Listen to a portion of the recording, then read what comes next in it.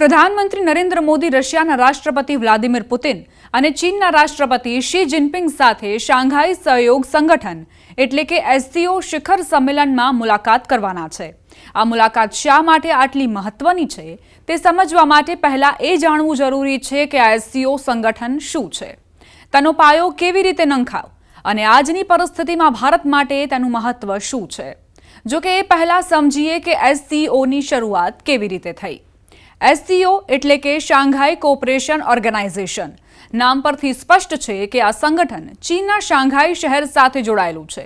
1991માં Soviet યુનિયનના વિઘટન બાદ જ્યારે 15 નવા દેશોનું નિર્માણ થયું ત્યારે મધ્ય એશિયામાં કઝાકસ્તાન, કિર્ગિસ્તાન, તાજિકિસ્તાન, ઉઝબેકિસ્તાન અને તુર્કમેનિસ્તાન જેવા મુસ્લિમ બહુમતી દેશો અસ્તિત્વમાં આવ્યા। આમાંથી 3 દેશોની સરહદો ચીન સાથે સીધી જોડાયેલી હતી। તે સમયે રશિયા નબળું પડી ગયું હતું અને ચીન આજના જેટલું સક્ષમ ન હતું। રશિયા અને ચીન બંનેને ભય હતો કે અમેરિકા આ નવા દેશોને પોતાના પક્ષમાં લઈ શકે છે। અમેરિકા પહેલેથી જ યુરોપ સાથે મળીને નાટો જેવું સૈન્ય સંગઠન ચલાવી રહ્યું હતું।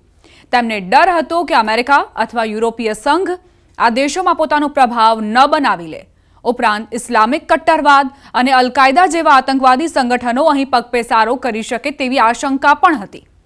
આ જોખમને ધ્યાનમાં રાખીને 1996માં ચીન અને રશિયાએ શાંઘાઈમાં કઝાકસ્તાન, કિર્ગિસ્તાન અને તાજિકિસ્તાનને બોલાવીને એક બેઠક યોજી।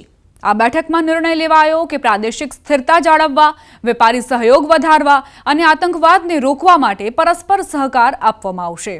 આને શાંઘાઈ 5 નામ આપવામાં આવ્યું। બાદમાં તેમાં ઉઝબેકિસ્તાન પણ જોડાયું અને 2001માં આ 6 દેશોએ મળીને SCOની સ્થાપના કરી। SCOમાં સભ્ય દેશો કયા કયા છે? આજે SCOના કુલ 10 સભ્ય દેશો છે, જેમાં ભારત, રશિયા, ચીન, Kazakhstan, Kyrgyzstan, Tajikistan, Uzbekistan, Pakistan, Iran અને બેલારુસ શામેલ છે। ભારત 2017માં તેનો હિસ્સો બન્યું।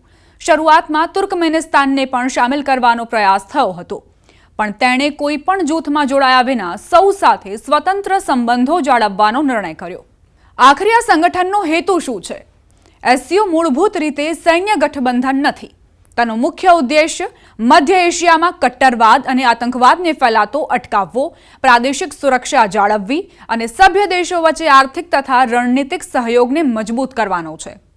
આ જ કારણે SCOને રશિયા અને ચીનનું સંયુક્ત મોરચો પણ કહેવાય છે। ભારત માટે SCO શા માટે મહત્વનું? ભારત માટે આ સંગઠનનું મહત્વ અનેક કારણોસર છે। એક, આતંકવાદનો મુદ્દો। ભારત આ મંચનો ઉપયોગ આતંકવાદ મુદ્દે પાકિસ્તાનને ખુલ્લું પાડવા માટે કરે છે। બીજો, રશિયા સાથેના સંબંધો।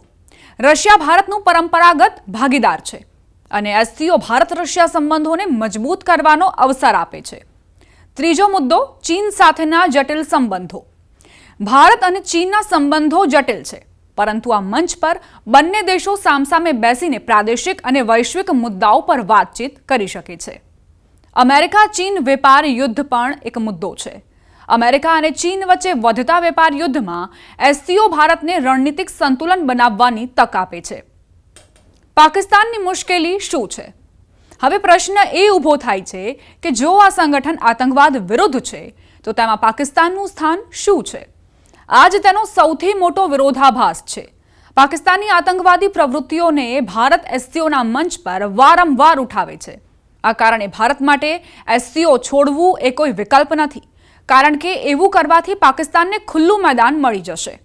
પાકિસ્તાને તાજેતરના વર્ષોમાં અમેરિકા સાથે નિકટતા વધારી છે। SCOના અન્ય સભ્ય દેશો આને નજર રાખીને જુએ છે। રશિયા અને ઈરાન જેવા દેશોની હાજરી વચ્ચે પાકિસ્તાનની સ્થિતિ નબળી પડી રહી છે। સીધી રીતે કહીએ તો શાંઘાઈ સહયોગ સંગઠન એક મોટો રાજકીય ખેલ છે, જ્યાં ભારતે દરેક હાલતમાં હાજર રહેવું જરૂરી છે। આ સંગઠન ભારતને આતંકવાદના મુદ્દે પાકિસ્તાનને ઘેરવાની તક આપે છે, રશિયા અને ચીન જેવા દેશો સાથે રણનીતિક સંતુલન બનાવવાની તક આપે છે અને બદલાતા વૈશ્વિક વેપારિક સમીકરણોમાં ભારતની ભૂમિકાને વધુ મજબૂત કરે છે।